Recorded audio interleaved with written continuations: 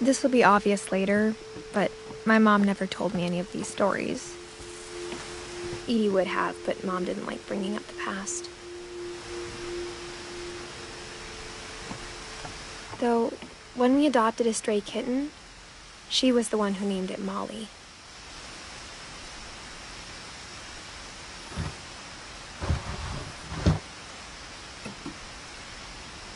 I spent a lot of time in Great-Grandma Edie's room. Her room was like a museum.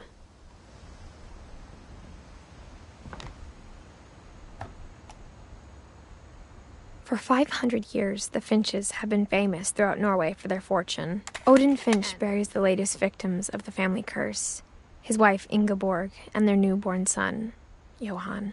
On January 7th, 1937, he set sail with his family and his house, hoping to leave the curse behind. But 40-foot waves off the coast of Washington send the house and Odin to the bottom of the sea. Odin's daughter Edie, with husband Sven and baby Molly, step ashore on their new home, Orcas Island. Odin Finch is the first to be buried in the new family cemetery.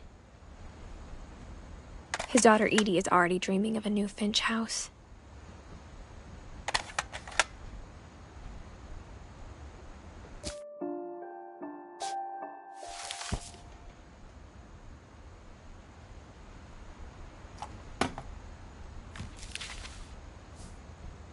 Whatever's wrong with this family, it goes back a long ways.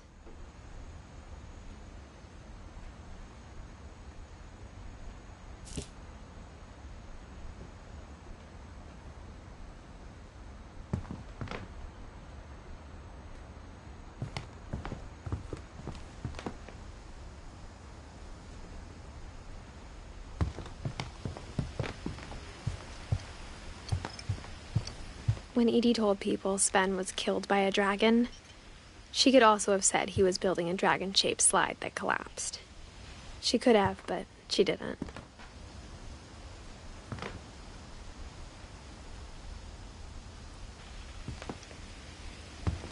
One summer, they evacuated the island, but Edie refused to go.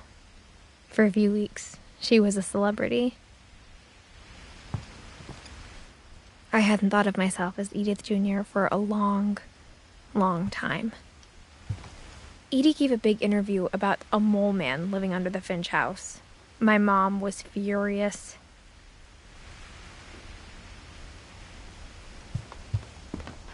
Even in her 90s, sometimes Edie seemed a lot younger than my mother.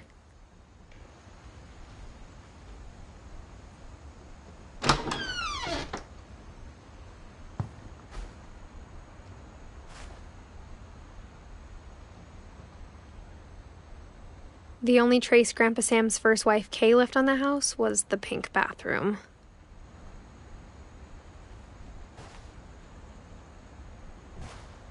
It was a pretty big trace.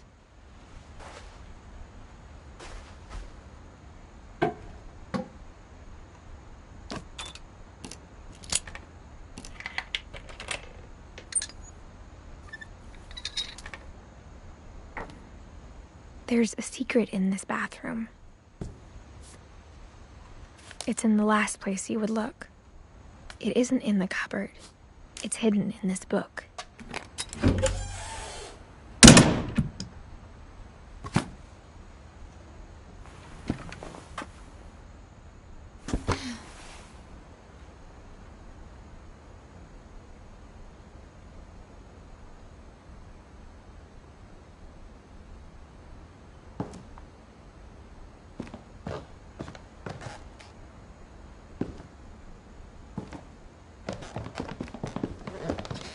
From the paintings on the wall, it was clear my brother Milton had been here before me.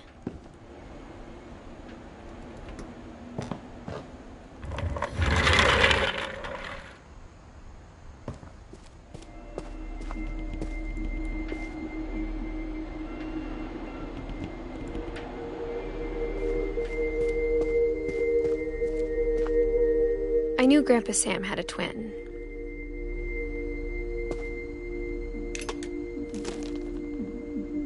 and that he never talked about him. I guess my grandpa didn't like history any more than my mom did.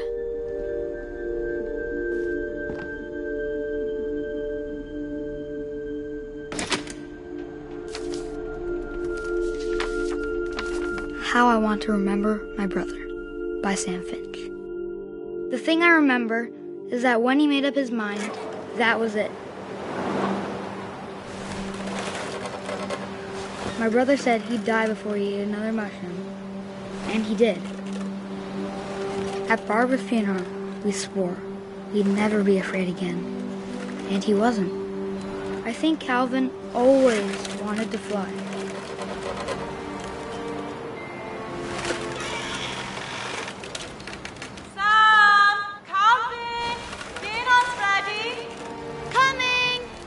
But that day, he finally made up his mind to do it. I told him going around was impossible. Maybe if I hadn't said that.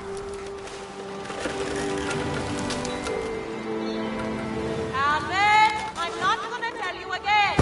Maybe if the wind hadn't picked up, then maybe he'd still be here. But I doubt it. I think he'd already made up his mind. That's what I want to remember about my brother.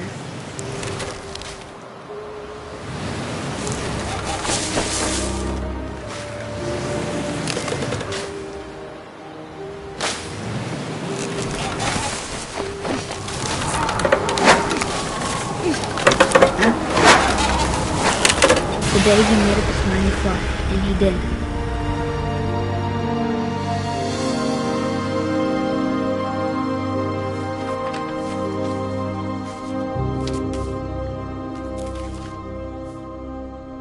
Calvin's story felt strangely familiar. When I was younger, I remember trying to do the exact same thing.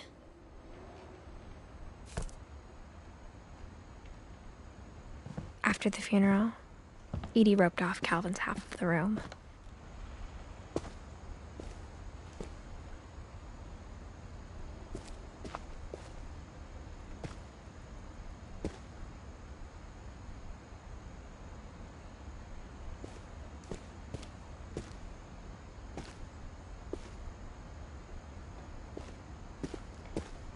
Mom said Grandpa Sam enlisted at 18 and never set foot in the room again.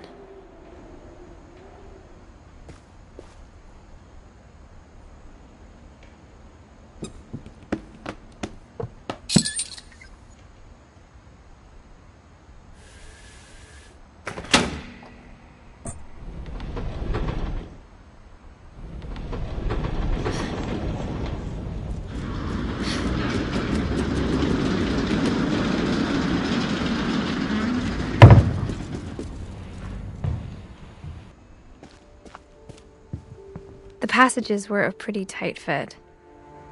They'd obviously been built for smaller hands and bellies.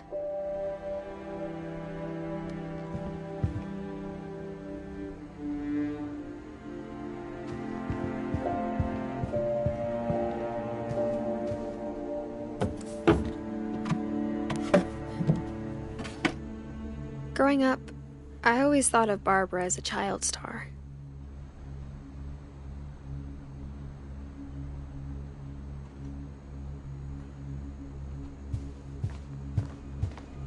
I never thought about how hard it must have been for her afterwards.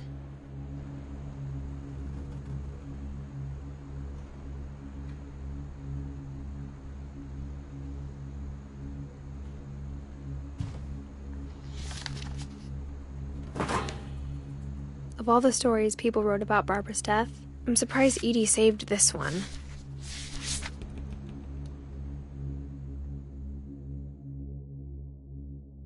Old Jack here with another ghastly tale inspired by America's most unfortunate family. I'm calling it The Surprise Ending of Barbara Finch. As a child star, Barbara was famous for her scream. Now at 16, she was all washed up. A has-been. But in a lucky break, she'd been asked to perform her signature scream at a local convention for monster movie fans. It was just the boost her career needed. Unfortunately, her scream hadn't aged well.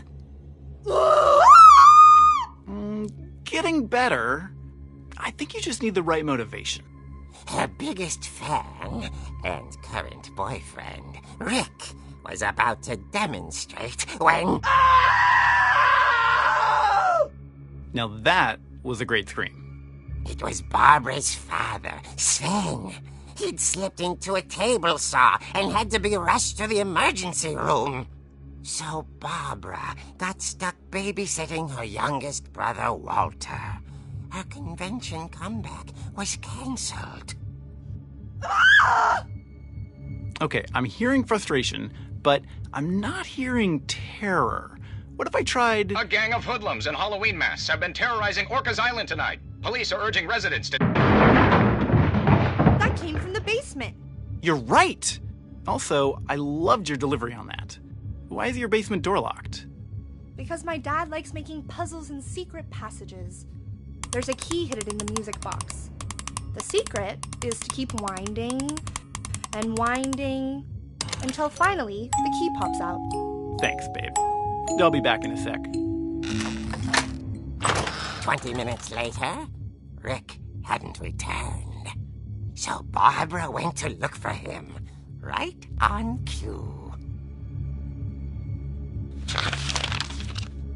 She reached for the music box. And as she wound the key, she listened for Rick, but the house was silent.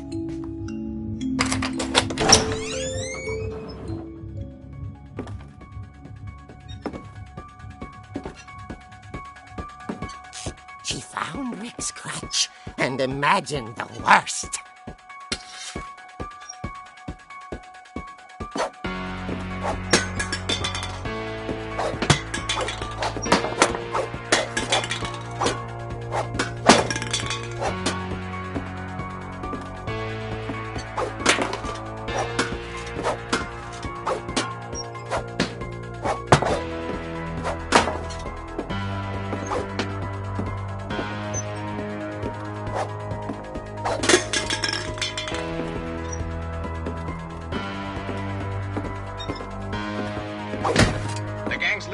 Infamous Hookman killer, Dr. Carl Hamill, who impaled and then ate his family 10 years ago tonight.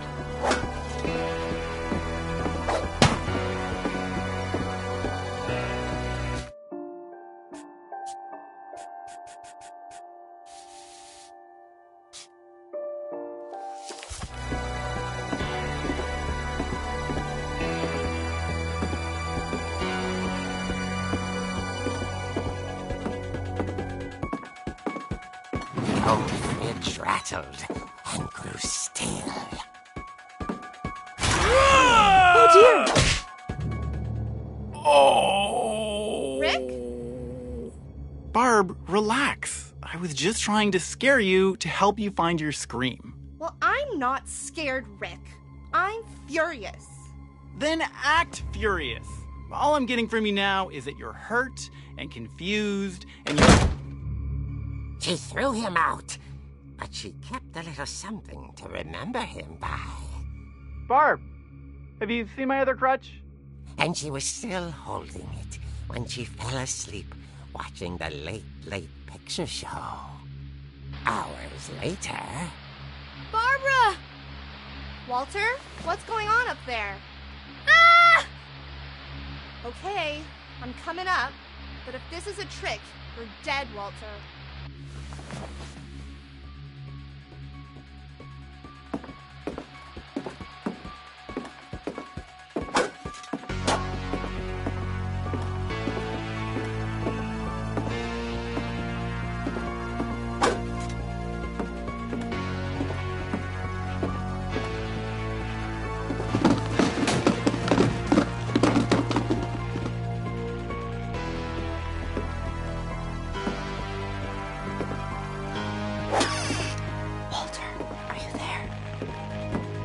Walter had vanished, but his bedside radio was still on. Orcas Island police describe the man as 6 feet tall, with a steel hook for a hand. Residents are urged to lock all doors and windows and notify the police of any suspicious activity. Barbara turned, saw the hook man, and was speechless. He was quite smashing. And he was. He couldn't get enough of Barbara. Okay, Barbara. There's gotta be another way out of here.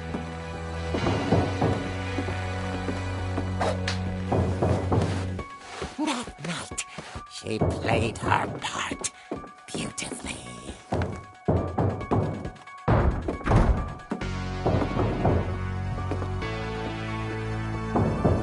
Molly's door hadn't been opened in years. The hinges groaned.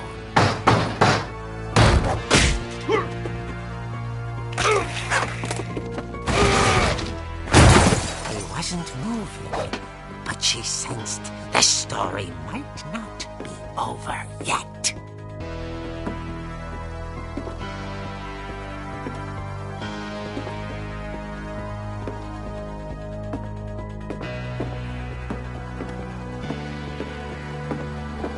The hookman had vanished. She listened for his breathing, but all she heard was...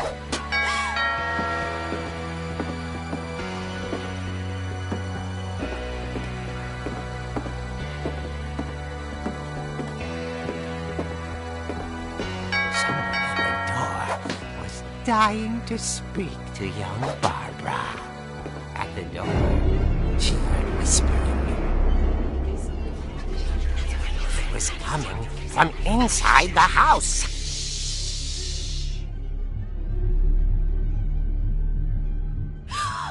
Oh dear. The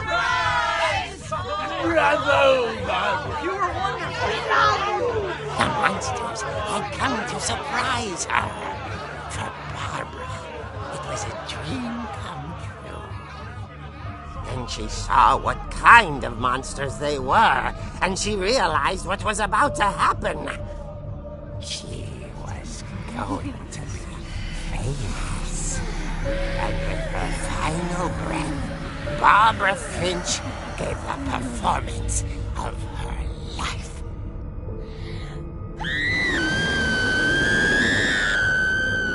I wasn't there myself, but I hear Barbara was magnificent. Poor girl. She had a taste for stardom. But unfortunately, so did her fans. Of course, the police blamed it all on poor Rick, who disappeared the same night. And little Walter? Hiding under his bed the whole time. He took it all pretty hard, but that's another story. As for Barbara, tucked inside the music box is all they ever found of her. Her ear. Now that's what I call a real eerie tale.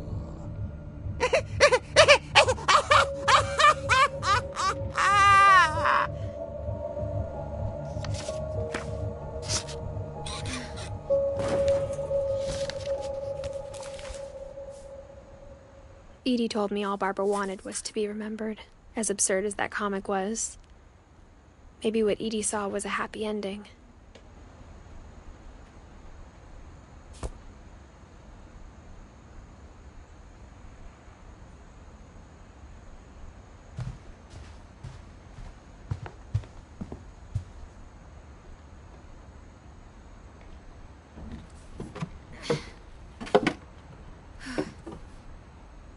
I guess now I know why Mom didn't like me playing with the music box.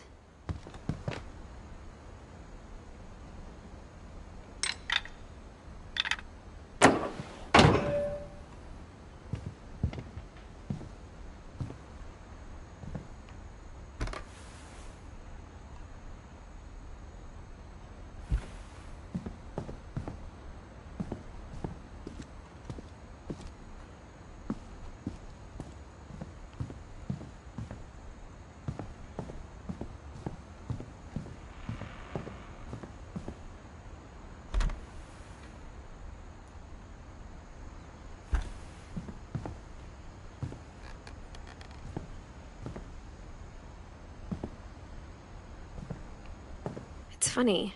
All those times I played with the music box and never found the basement key.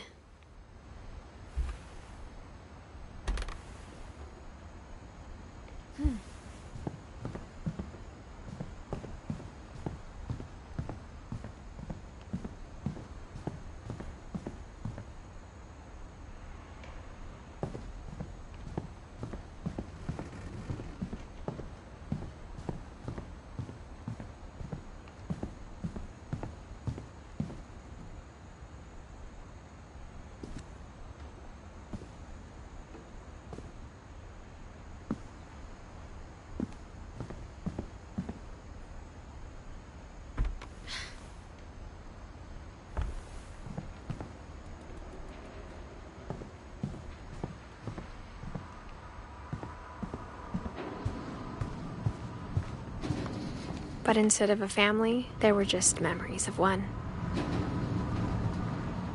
Only one restaurant would deliver to our house. We had Chinese a lot. After Louis started working at the cannery, we all got pretty sick of salmon. Except our cat, Molly.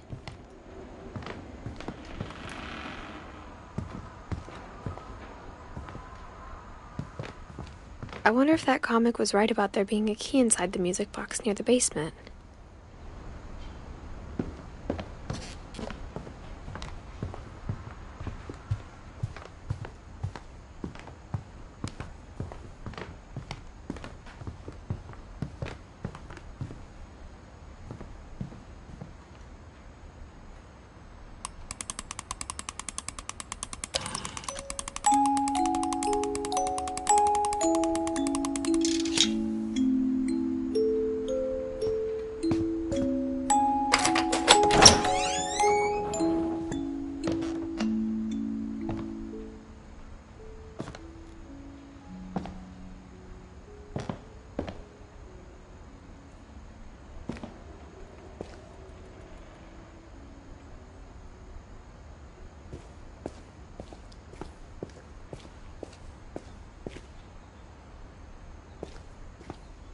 I saw Edie sneak down to the basement once, carrying packages.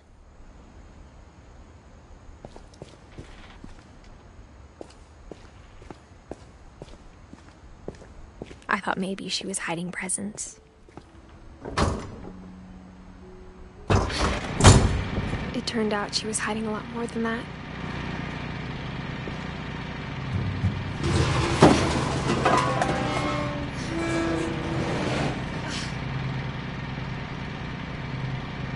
I remember asking Mom once about where Walter had gone. She said after Barbara died, he got as far away as he could. If there's a pattern in all these stories, I think it's that none of us has gotten very far.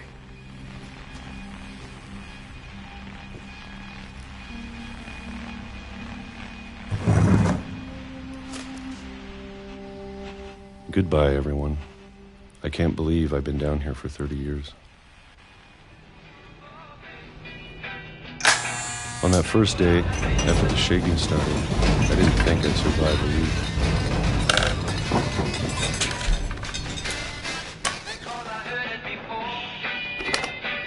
But after a few days, I settled into a routine. That's what kept me sane. Having a schedule, living for today. I always expected to be dead tomorrow. But if you wait long enough, you get used to anything.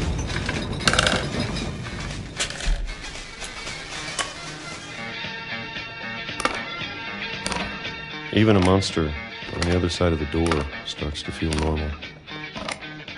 Almost friendly.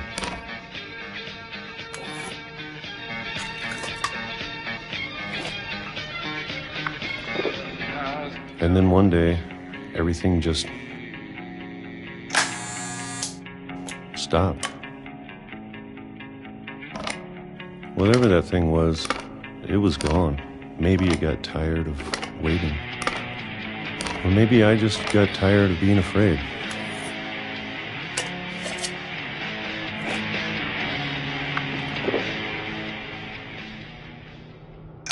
It's been a week now, the longest in 30 years. I'm done waiting. I have to leave while I still can.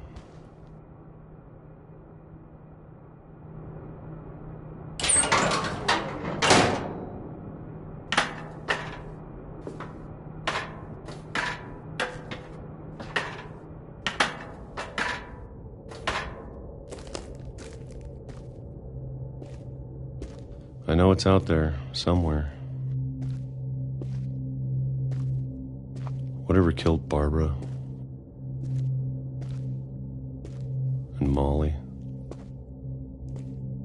and Calvin.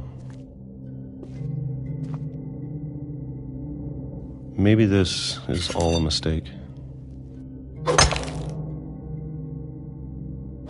But I need to stop living the same day, even if it kills me.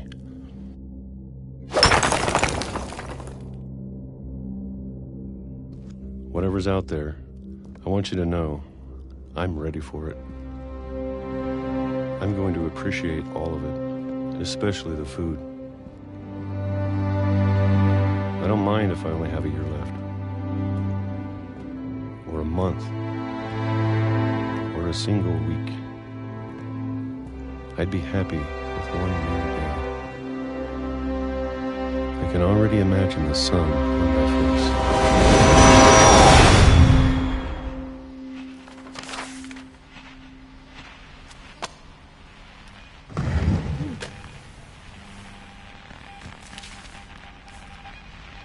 Walter died when I was 6.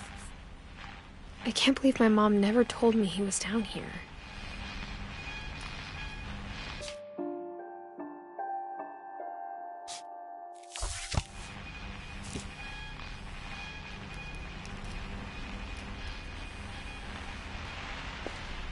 I'm sure my mom was trying to protect me.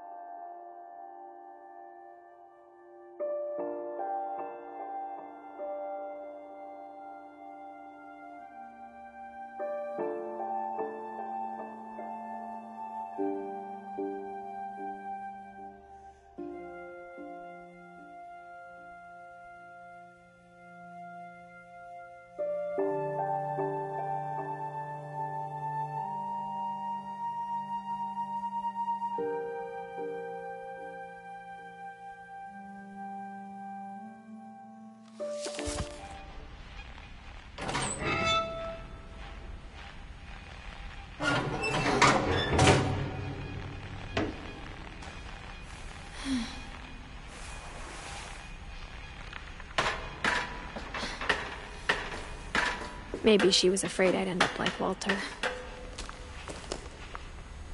But if she never told me about an uncle under the house, I can only imagine what else she was hiding.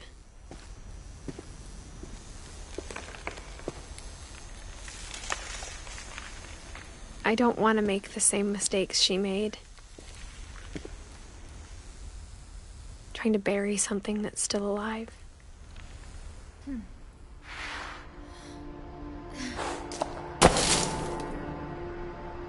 Now that there's only one of us left, or maybe two,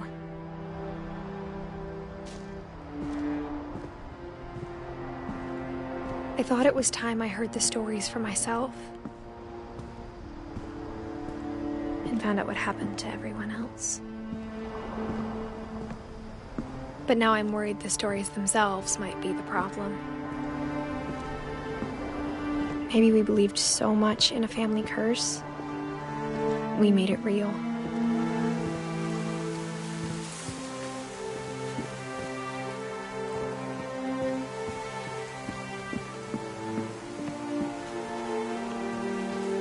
I don't know if I should even be writing this.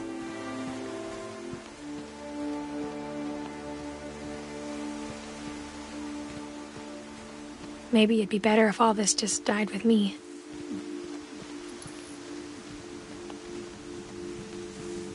But I thought you should know about your family.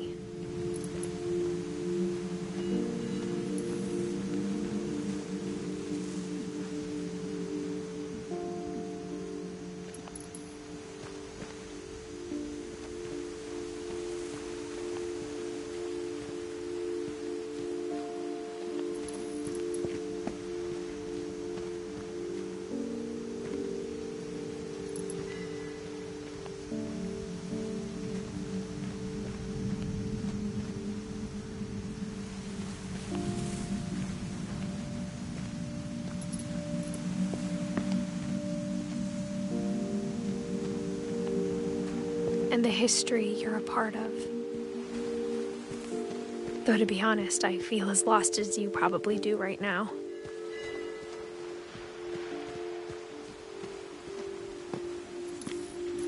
I think the people in these stories believed them, for what that's worth.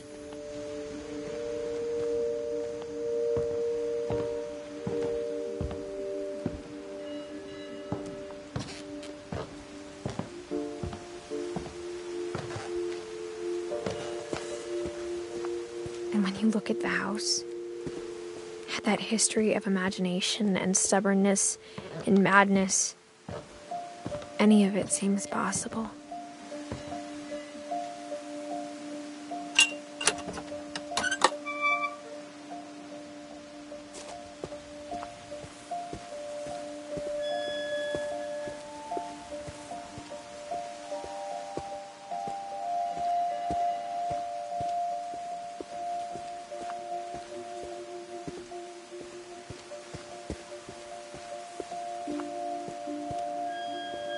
I think we've been surrounded by death for so long, we've just gotten used to it. What kind of family finishes building a cemetery before starting the house?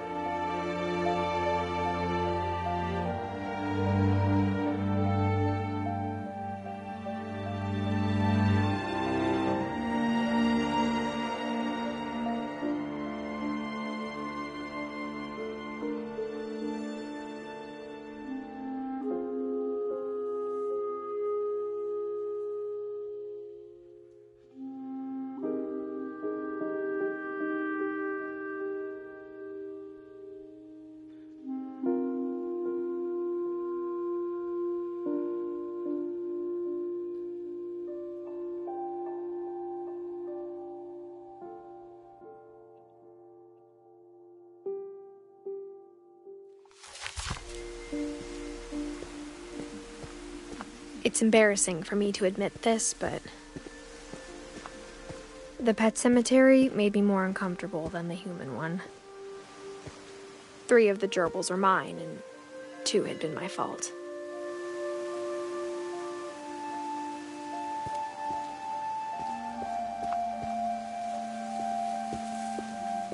Sven built the house, but it was Edie who designed the cemetery.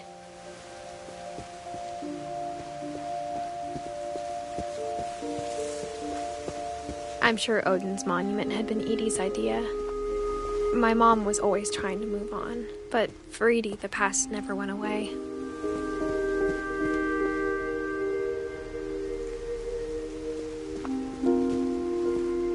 She could see it poking out of the water at low tide.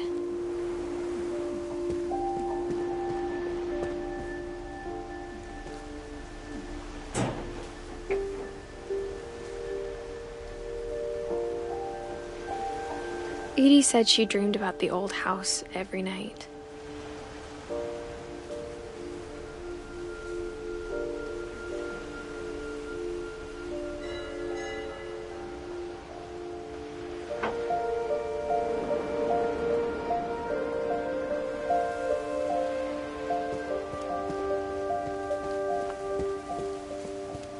Edie's side was always easier for me to understand.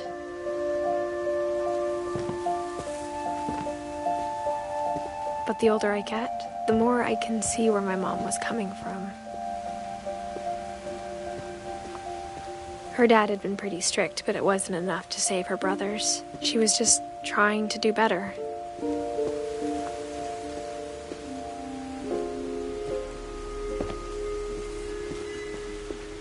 She lost 2 of her brothers, just like I did. I get why she tried so hard to protect us.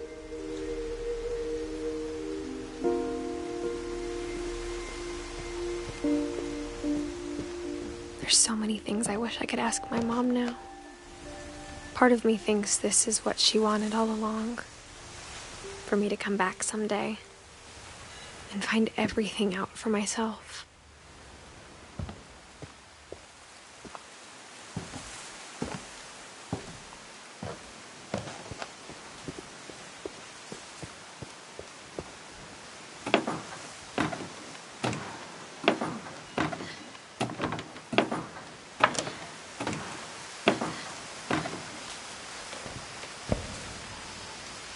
But looking back on it now,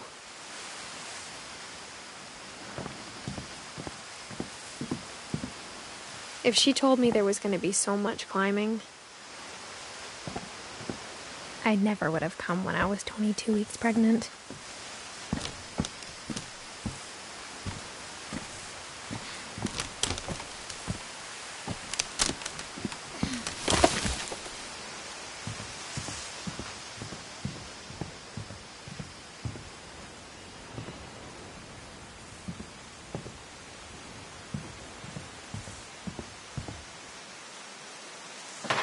I never met Grandpa Sam, but I think he and my mom had a lot in common.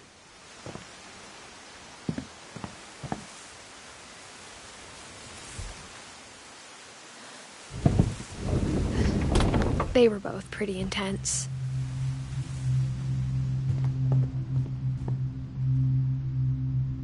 Instead of hiding from death, Sam seemed to go out of his way to meet it.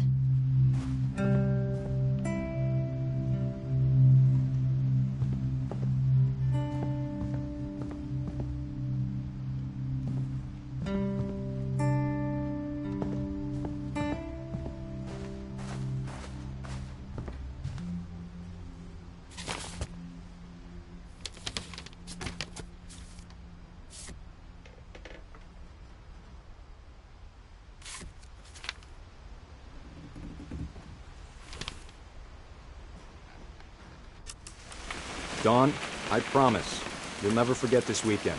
Yes, sir. These memories are gonna last a lifetime. Perfect. It's gonna rain the whole weekend, isn't it? I will never forget this weekend, Dad. That's the spirit. Okay, got it. I'm gonna take some pictures, okay? Just be careful. That camera's older than you are.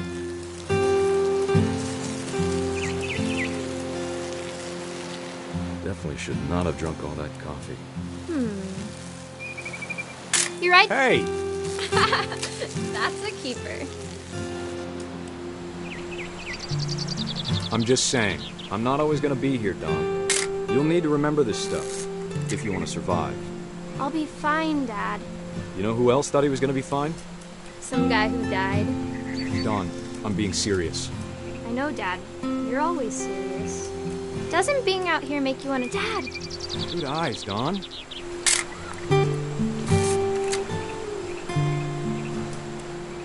Before you take the shot, let me get a picture of him.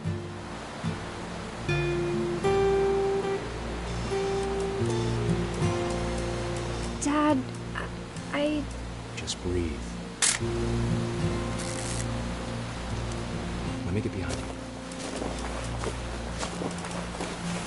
Do I have to do this? Don, you don't have to do anything. But if you want to survive, you'll need to be... Great shot, Don!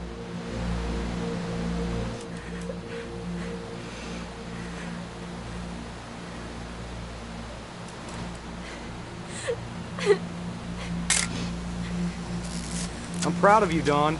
Always remember that, okay?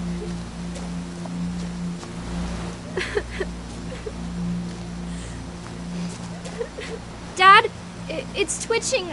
I think That's it's totally normal, Don. Just focus on the camera. Try not to think about... Dad!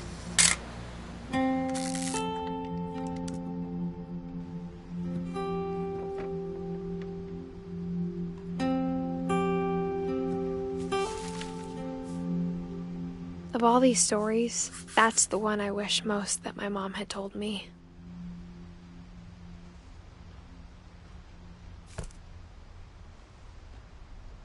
Sam spent his life shooting photos, but Mom said he got nervous being in front of the camera. I guess we're all afraid of something.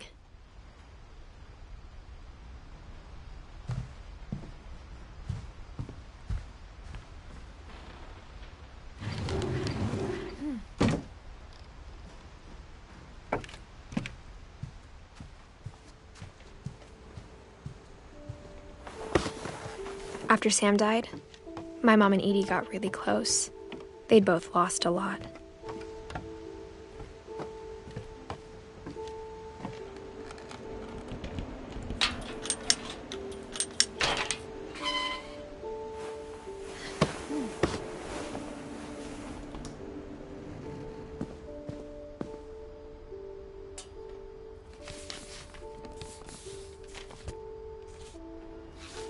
Dear Kay, do you remember the way Gregory used to laugh when he thought he was alone? Like something funny was happening, but only he could see it. I think he saw things the rest of us don't.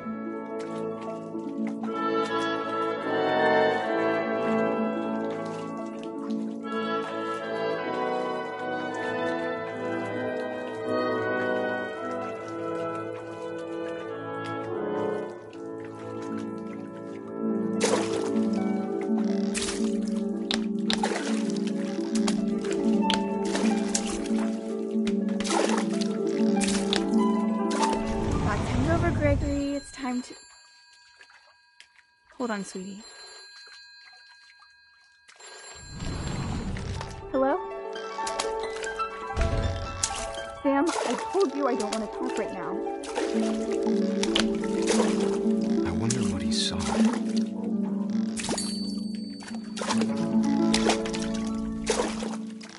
What his world was like.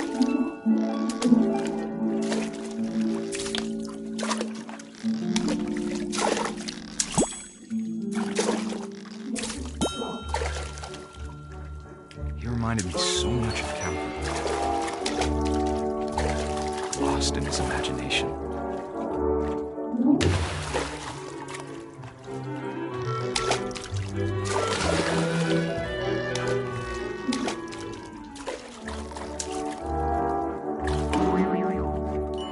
I know how silly it sounds.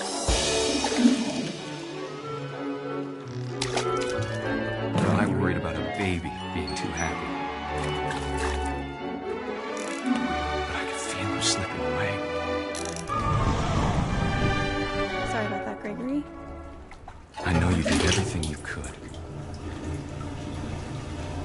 if I hadn't called that night. Damn it. Hold on, I don't want Gregory to hear this. I wish he could have told us about the world he saw.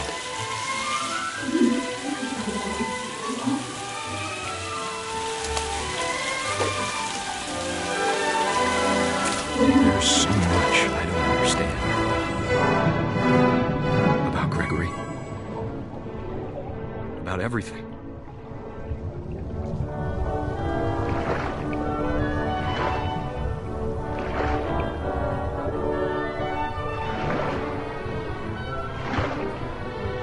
But I know what happened wasn't your fault.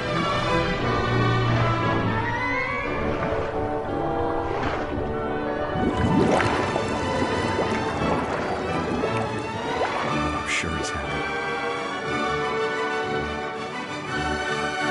And he'd want you to be happy too. Good luck, Kay.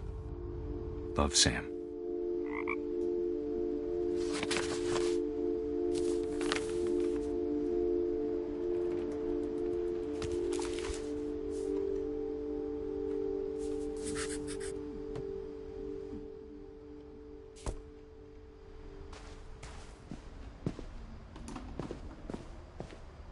I can't imagine my mom ever writing poetry, and yet...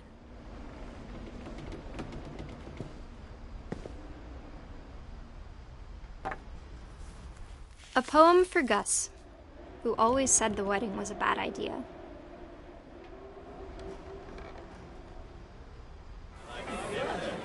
Our father never hit us kids, at least not very hard, before the day my brother said with teenage disregard that he'd be dead before he'd see a wedding in our yard.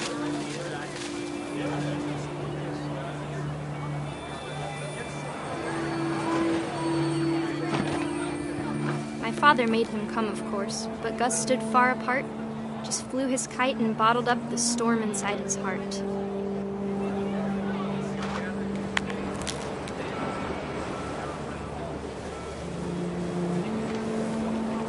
I tried to talk him out of it, but though he'd never met her, "We don't need a stepmom," were the words that I now pronounce you husband and wife. You may kiss the bride.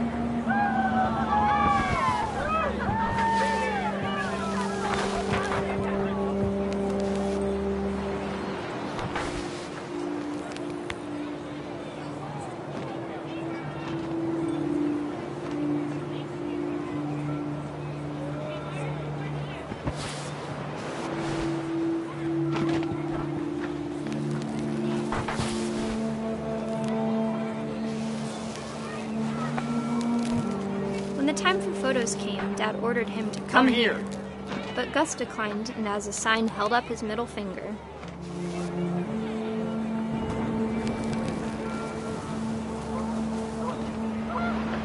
The wind picked up, and panicked geese appeared and quickly went. But all the humans did that day was go inside the tent.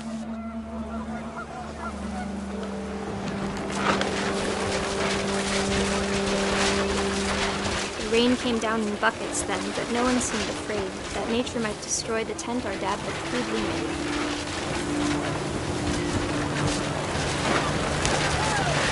The thunder sounded much too close and full of angry power. And all my father said to this was, "Make the music louder."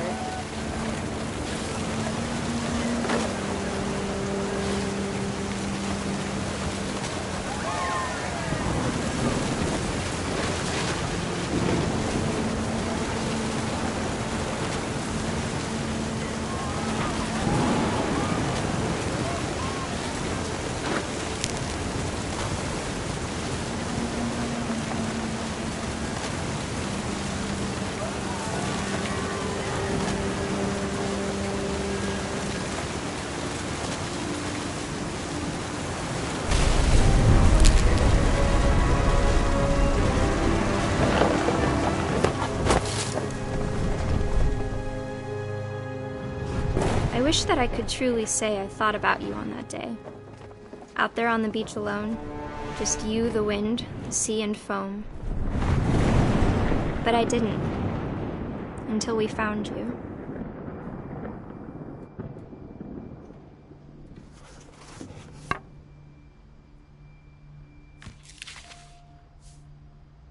She never talked about him, but Mom told me once if I was a boy, they were going to name me Gus.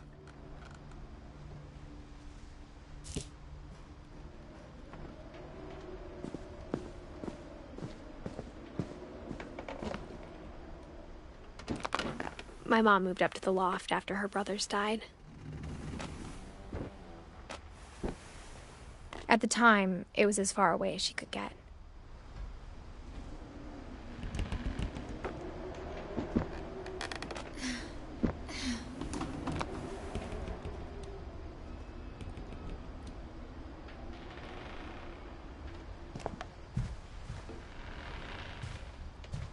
She spent a summer building houses in Calcutta, where she met my dad, Sanjay.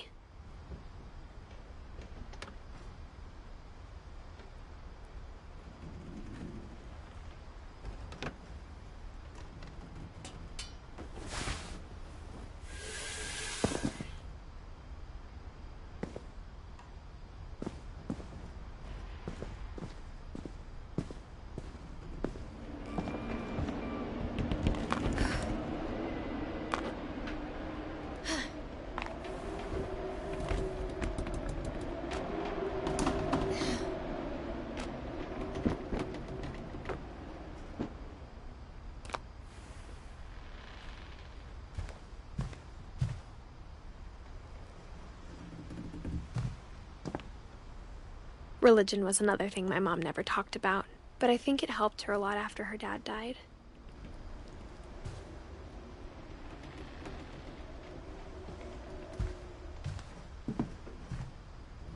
My mom moved to India a week after graduation and got a job teaching English. Louis was born a year later.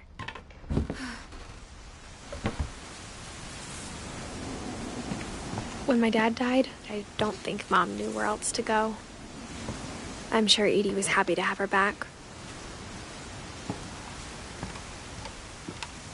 The house had to get a little bigger, but Edie was used to that.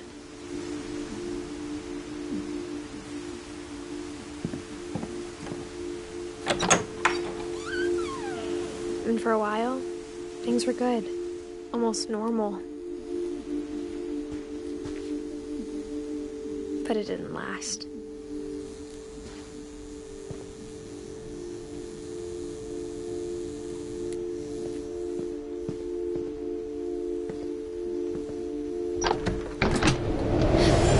The beginning of the end was Milton's 10th birthday, when Edie gave him a castle.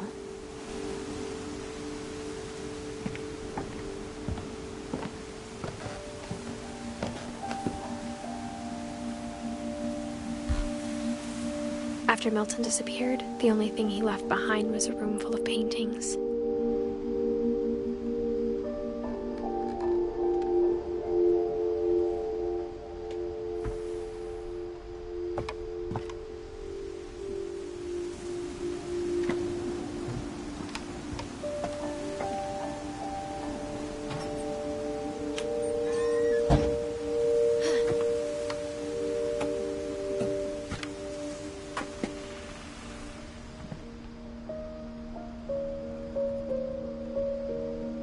I think Edie was happy to finally have another painter in the family.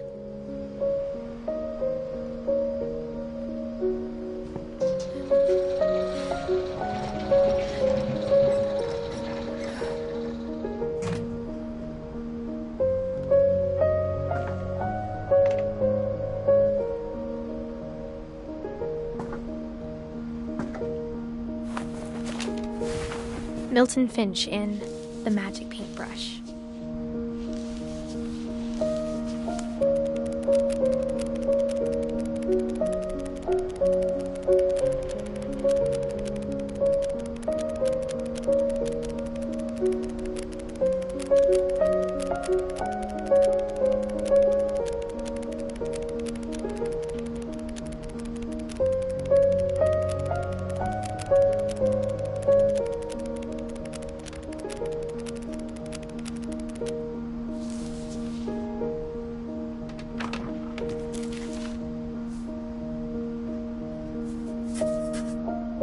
I was 4 when Milton disappeared.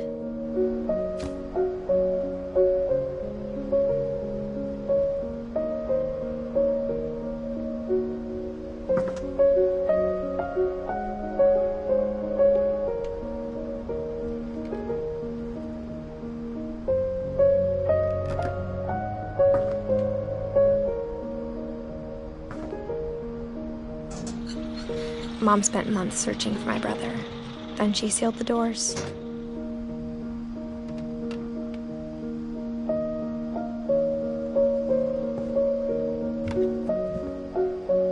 Whatever Milton had found in the house, Mom didn't want it getting out.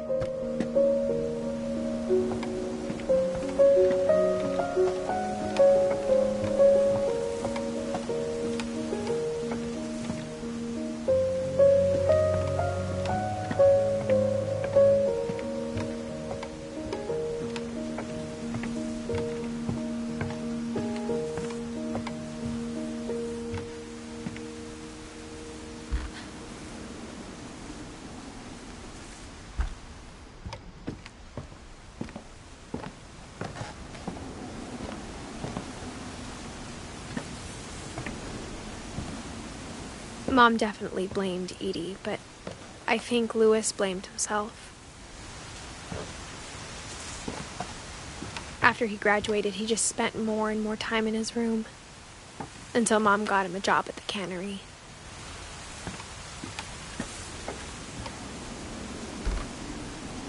Everyone always told me to stay out of Louis's room, except Louis.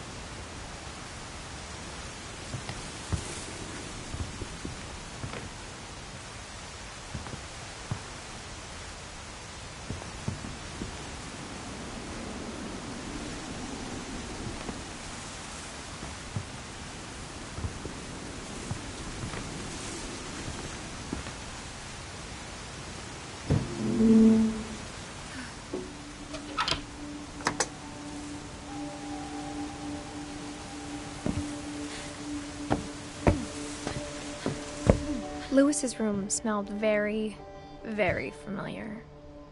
That part of him lived on. Louis and I spent a lot of time playing games together, but he was surprisingly bad at them. He died a lot.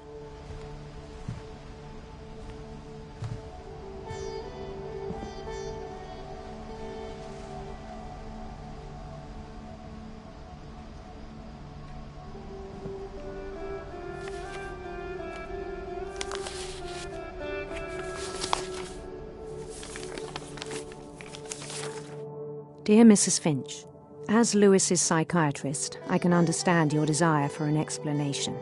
As I see it, the trouble began in January, shortly after we convinced your son to seek treatment for substance abuse. Newly sober, I believe Louis first noticed the monotony of his daily life.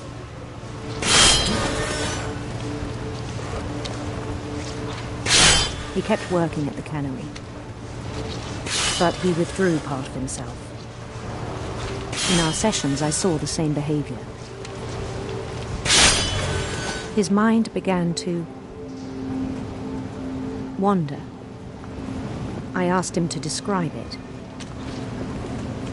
He said he started small, imagining a labyrinth. He'd feel his way about. Then something moved. Bats and toads.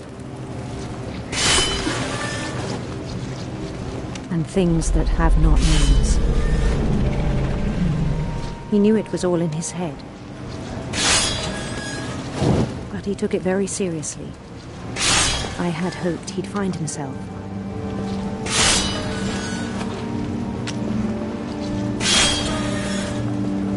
But he found something more. I worried about him then. Daydreaming at the cannery.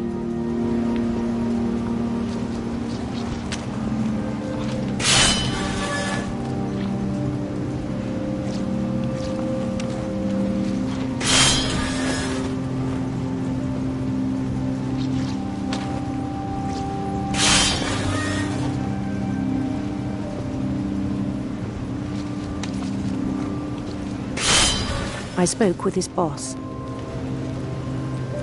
but he said Lewis had become a model employee. Methodical, tireless, focused. Like a whole new Lewis. So I let him go on.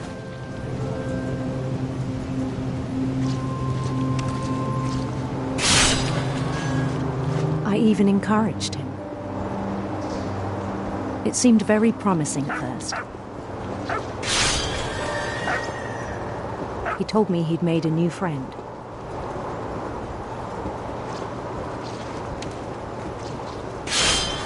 On the edge of a city he named Lewis Topia. He built the city up slowly, brick by brick. Then he made musicians.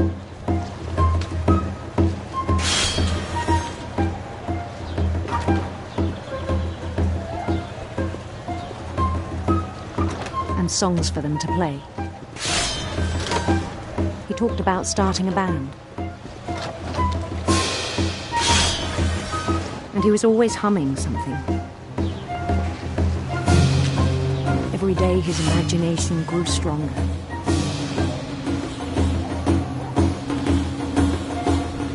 He no longer spoke at the cannery. But his chopping was as reliable as ever. Then one day it struck him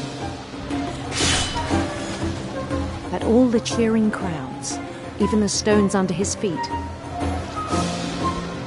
were all in his imagination, so he could do whatever he wished.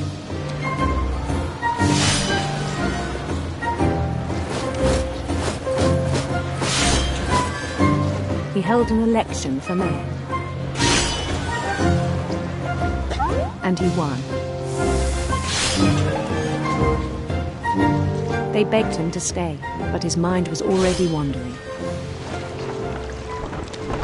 It became a game for him.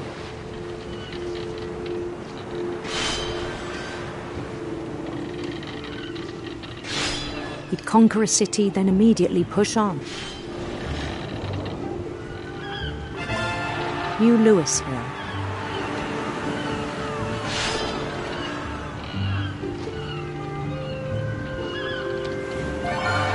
St. Louis.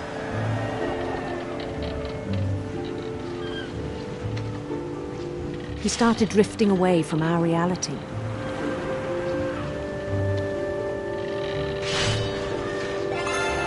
Minneapolis, until one day he forgot to go home from the cannery. Even as his mother pleaded with him, part of Lewis kept sailing on.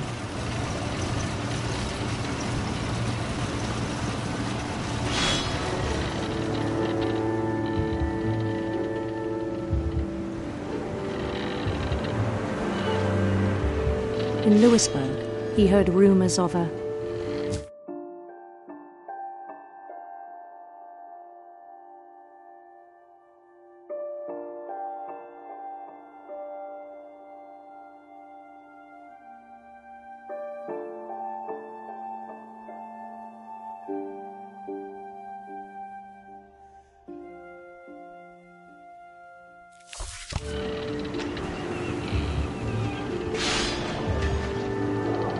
beautiful prince.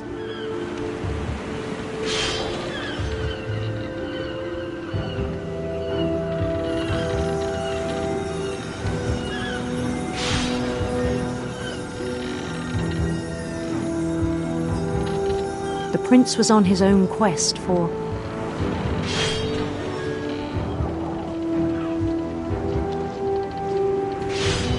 sinister serpents.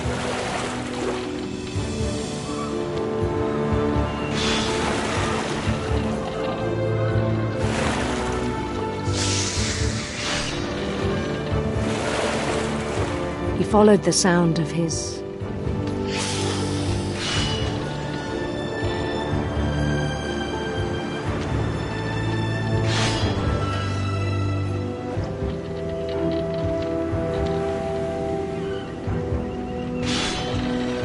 silver harp.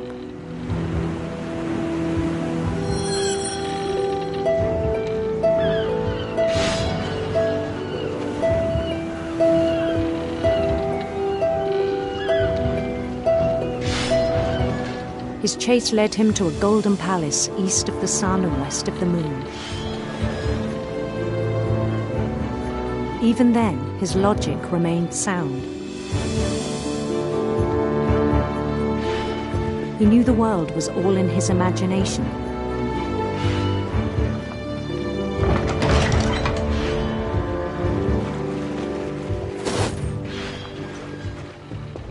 But he was so proud of having created it.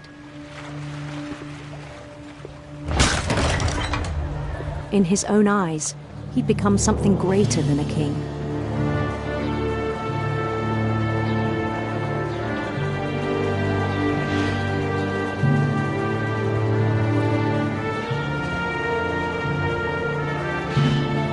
For someone who'd never known success in the real world, I think it was overwhelming.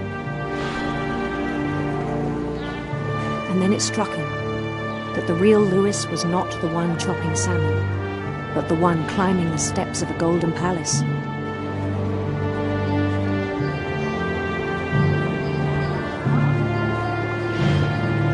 My imagination is as real as my body, he told me. It was hard to argue with him.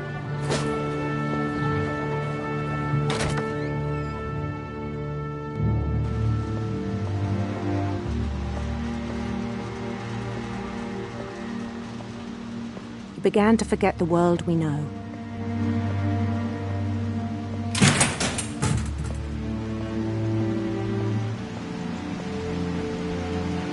I think it pained him to remember Lewis, the cannery worker.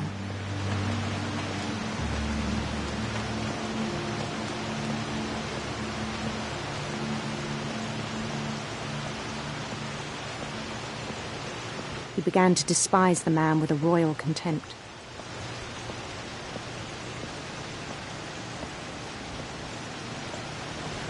I still thought I could save him.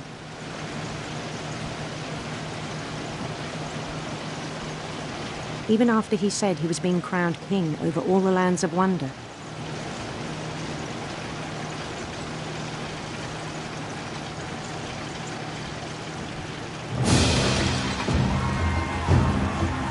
The palace would be packed with his companions.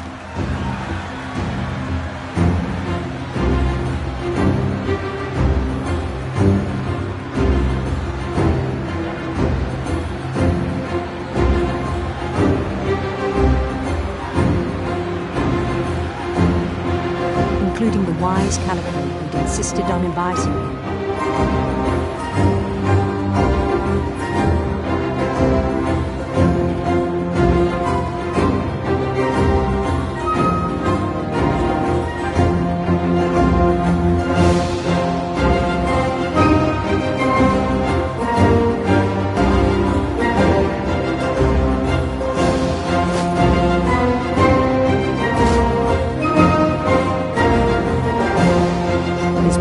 Waiting, holding his crown.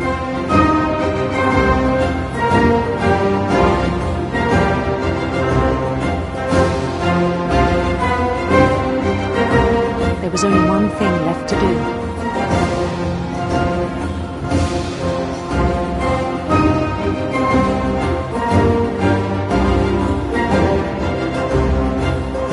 Bend down his head.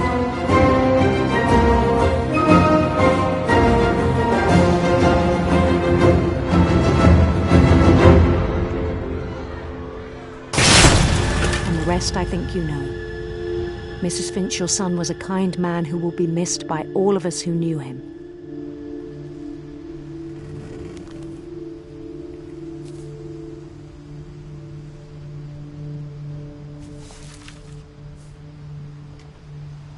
My brother was really cool. I wish you could have met him.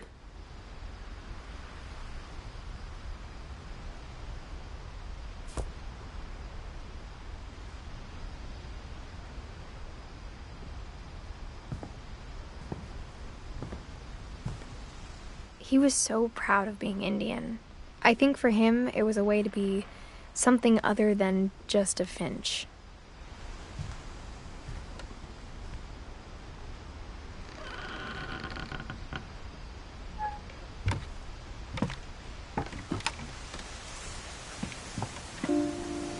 On the way back from Lewis's funeral, my mom told me to start packing. She waited until the day before we left to tell Edie.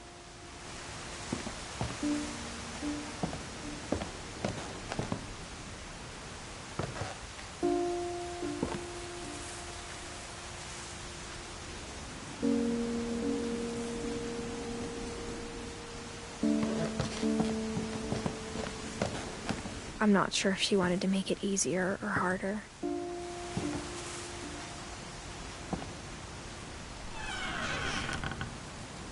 I wish we'd stayed. But I understand why we left.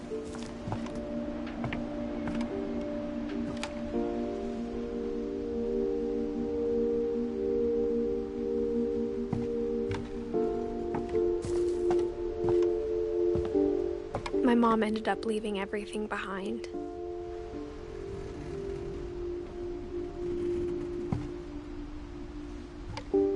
What happened that night had been coming for a long time. Maybe it should have come sooner.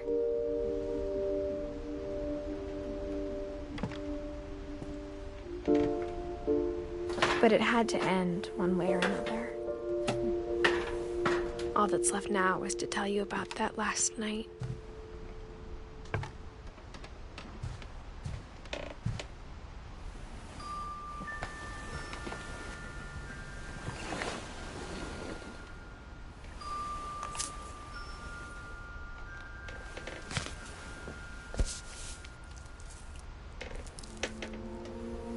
That whole last day, Edie just watched us pack and didn't say a word. Until supper, when she raised her glass and said, "To our final night together, and all our final nights apart." Grandma, you know what I said about alcohol. Some of your medications are very Edith, specific. I left a present for you in the hallway. Why don't you go open it? The grown-ups have to argue now. I'm sorry, you're right. We're all leaving tomorrow. Let's just enjoy our last... I'm not leaving. Edith, you're excused.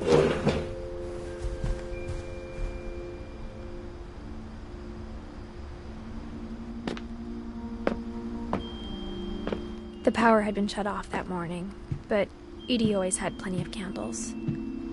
When my mom sailed the library, I don't think she knew about the other entrance. Or that Edie had a key to it.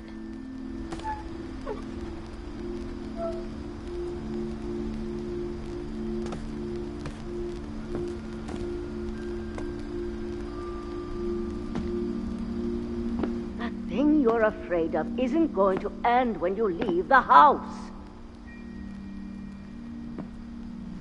Edith has a right to know these stories. My children are dead because of your stories. I think it's best if Edith and I leave tonight.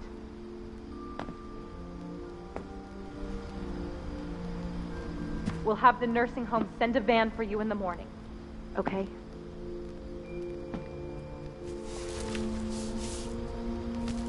Dear Edith, there's so many stories I wish I could tell you, but there's only time for one. This is about what happened on the night you were born. That night, the tide went way, way out.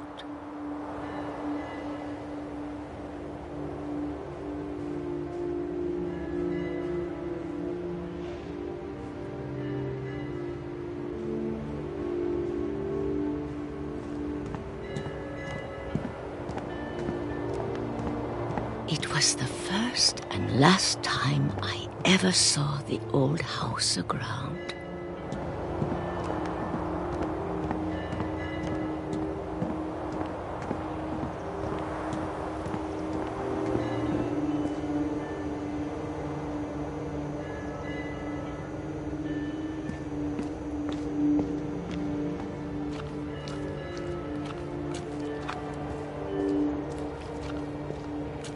There'd been an earthquake out in the middle of the ocean.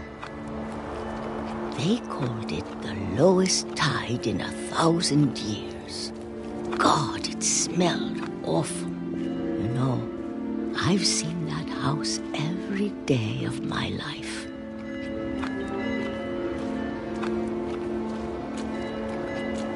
But I never thought I'd go back to it. When the fog rolled in, I lost my way.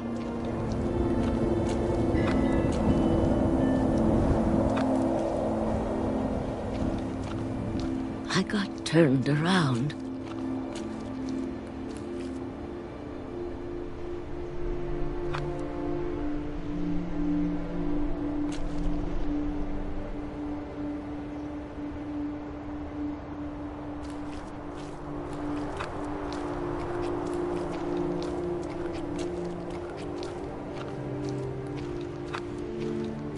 For a while, I wandered.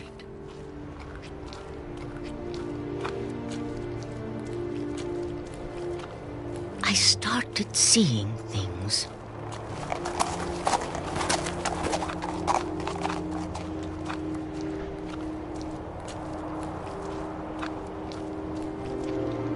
Things I'd forgotten had ever existed.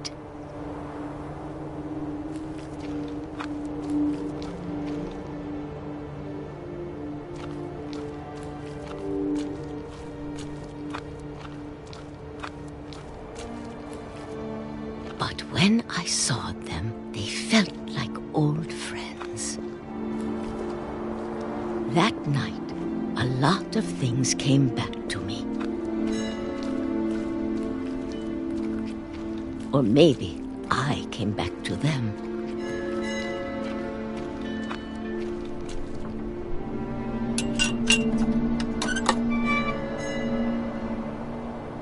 Things I can't explain. But that I need you to try and... Edith, what are you doing in here?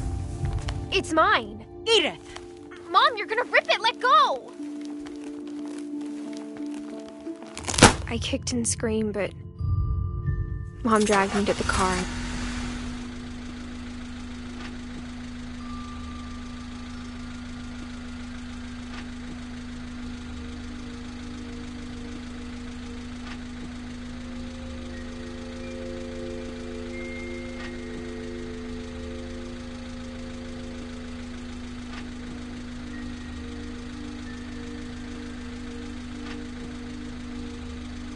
I never saw Great-Grandma Edie again. The next morning, the van came to pick her up, but she was already gone. After that, we moved around a lot.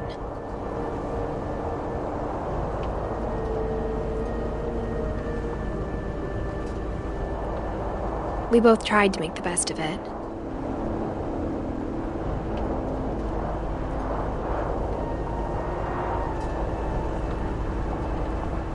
A few years went by.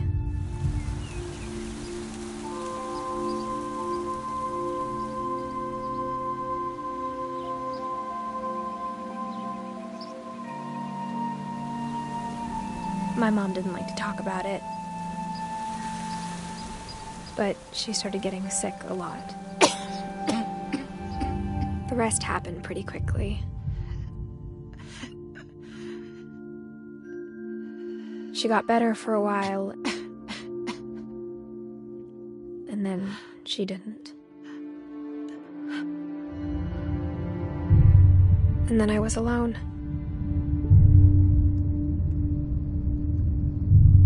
The last Finch left alive.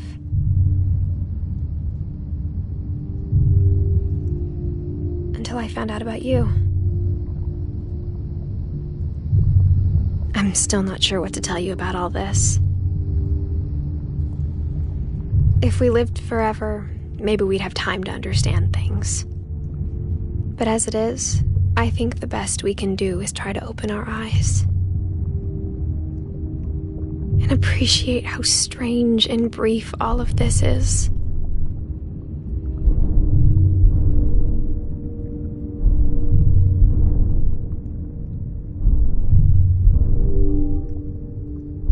This journal was supposed to be for you. But now I hope you'll never see it. I just want to meet you and tell you all these stories myself. But I guess if you're reading this now, things didn't work out that way.